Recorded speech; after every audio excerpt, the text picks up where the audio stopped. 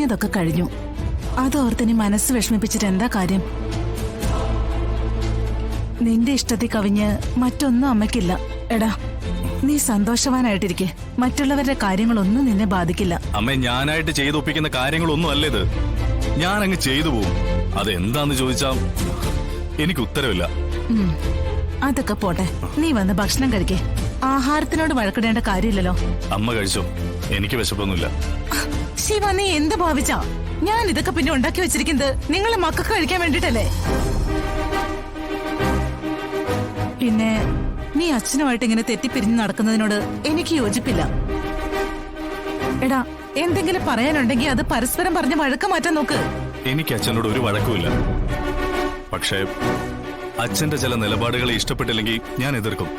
അത് ഞാൻ എന്നോട് കാണിക്കുന്ന നീതിയാണ്. ദേ, ഇങ്ങനൊന്നും നീ നിന്റെ അച്ഛനോട് എതിർത്ത് സംസാരിച്ചിട്ടില്ലല്ലോ. അതിന്റെ ഒരു സങ്കടത്തിൽ അദ്ദേഹവും. എടാ, അതിപ്പോ ഒന്നിച്ചിരുന്ന് ഭക്ഷണം കഴിക്കുമ്പോ അതൊക്കെ അങ്ങ് മാറും. അമ്മയെ നിർബന്ധിക്കണ്ട, ഞാൻ വരില്ല. എടാ ശരി, നീ അങ്ങോട്ട് വരണ്ട. എന്നാ പിന്നെ അമ്മ ഇങ്ങോട്ട് കൊണ്ടുവരട്ടെ. ഇവിടെ ഇരുന്നാവുമ്പോ നീ ഭക്ഷണം കഴിക്കുന്ന വിവരം അച്ഛനോട്ട് അറിയാനും പോകുന്നില്ല. എടാ, ഈ രാഷ്ട്രീയക്കാരൊക്കെ നിരാഹാരം കിടക്കുമ്പോ അങ്ങനെ ചെയ്യുന്നേ. ഞാൻ ഇറങ്ങി പുറത്തേക്ക് പോകും കേട്ടോ. ശരി ശരി, ഞാൻ ഒന്നും പറയുന്നില്ല. നീ നിനക്ക് ഇഷ്ടമുള്ള പോലെ ചെയ്യിച്ചുവാ. സ്വന്തം മക്കളുടെ കാര്യത്തിൽ ഇടപെടാൻ സ്വാതന്ത്ര്യം ഇല്ലെങ്കിൽ പിന്നെ ഞാൻ പിന്നെ എന്തിനാ ഇവിടെ ജീവിക്കുന്നേ? അച്ഛന്റെ ദേഷ്യം കാണണം, മക്കളുടെ ദേഷ്യം കാണണം. എന്നാ ഇവരുടെ കാര്യങ്ങളൊക്കെ കൃത്യമായി ചെയ്തു കൊടുക്കുകയും വേണം. എടാ, ഞാൻ ശരിക്കും ഇവിടുത്തെ ആരാ? അപ്പാറാ. സ്വസ്ഥതകളെ ഇറങ്ങി തിരിച്ചിരിക്കുകയാണോ? ശരി, സമ്മതിച്ചു. ഞാനിവിടെ നിൽക്കുന്നുണ്ടാണല്ലോ കുഴപ്പം. ഞാൻ ഇറങ്ങി പോയിക്കോളാം. മോനെ നിക്ക്. എടാ ശിവ, മോനെ.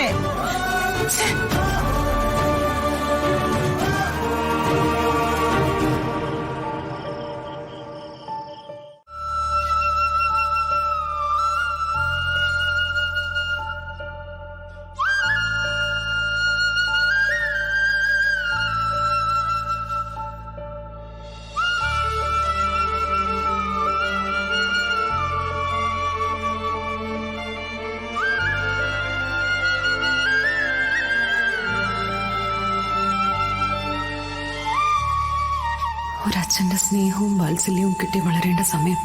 ഈ കുട്ടികളുടെ കാര്യം പോലും വിഷ്ണുവേട്ടൻ ഓർക്കുന്നില്ലല്ലോ. ഏതോ ഒരു കോണിലിരുന്ന് സ്നേഹിച്ചിട്ട് എന്താ കാര്യം? അവർക്ക് ആവശ്യമുള്ള സമയത്ത് അത് കൊടുക്കുമ്പോഴല്ലേ അതിന് സ്നേഹം എന്ന് പറയാൻ പറ്റും.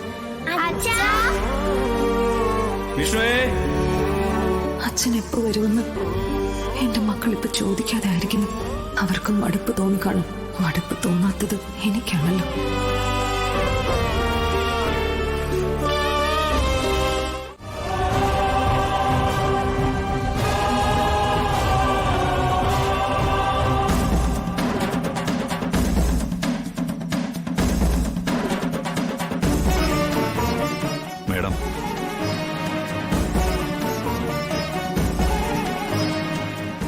ഇവിടെന്താ ആ സമയത്ത്? ഇവിടെ എന്തിനാ വരുന്നത്? ഫുഡ് കഴിക്കാനല്ലേ? ഈ സ്ഥലം അത്ര നല്ലതല്ല. നിങ്ങളെ പോലുള്ളവർക്ക് വരാൻ പറ്റുന്ന സ്ഥലമല്ല. പെട്ടെന്ന് പോവാൻ നോക്ക്.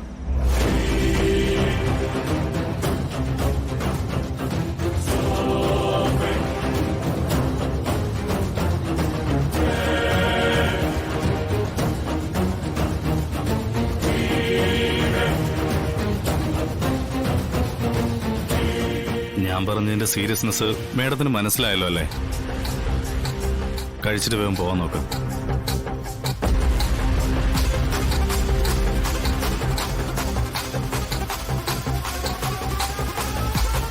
ചേട്ടാ, എത്രയായി? 50. ആ,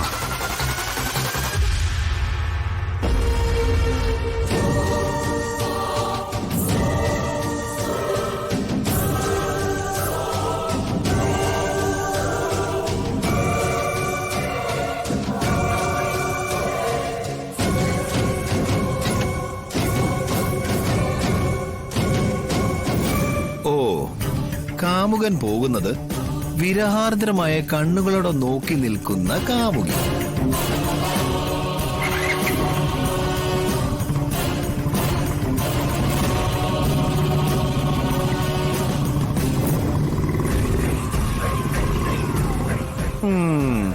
പകല് കർക്കശക്കാരിയായ കളക്ടർ, പാതിരാത്രിയായാൽ പക്ക കാമുകി.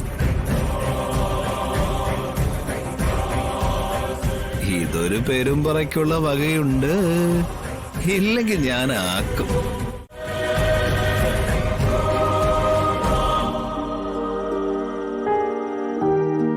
മാഡം, ഹൃദയത്തോട് പ്രണയം കൈമാറുന്ന ബുൾസ റെഡി.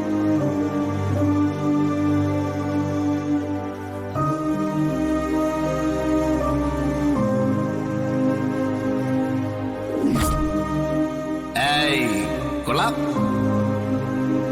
ദേ, ഇതെന്റെ ഹൃദയമാവുന്നു, എന്റെ സ്നേഹം. എന്റെ പ്രിയതമ്മയ്ക്ക് ഭക്ഷിക്കാൻ വേണ്ടിയിട്ട് ഞാൻ എന്റെ ചങ്ക് പറിച്ചു തന്നിരിക്കുക.